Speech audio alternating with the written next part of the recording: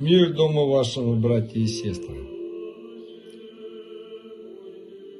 Любой человек взрослее начинает задумываться,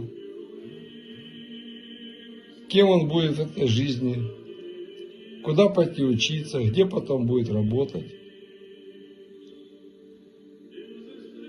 Но это просто такая земная задачка.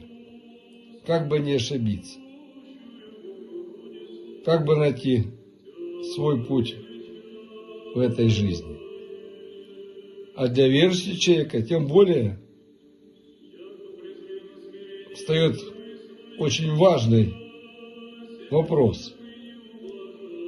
И часто человек просто панически боится ошибиться с выбором своего жизненного пути, просто в ступор впадает. А вдруг это противоречит заранее прописанному сценарию Бога о нас. И небо нас за это сурово накажет.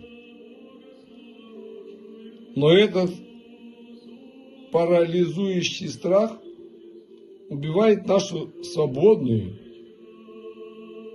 дарованную Творцом волю. Христианство – это не разминирование минного поля. Шаг не туда и смерть. Святые отцы несут нам невероятно утешительную весть, которая дарит душе просто полет. Для Бога абсолютно не важно, в каком городе ты живешь, будешь ли ты работать врачом, инженером, учителем и просто сантехником. У неба нет привязки к прописке или к трудовой книжке. Божья воля о нас неизменна в любом из миллиардов наших вариантов будущего и состоит лишь в одном. Останешься ли ты в этой профессии человеком с евангельским милосердным сердцем? Выбирай любую честную земную дорогу, которая ложится тебе на душу. Благословись, ступай смело, и куда бы ты ни пришел, Господь просто с восхитительной радостью пойдет прямо рядом с тобой.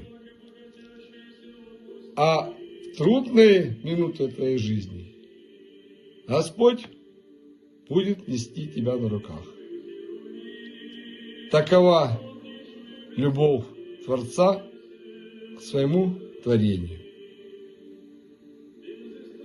Оставайтесь с Богом и до новых встреч, братья и сестры.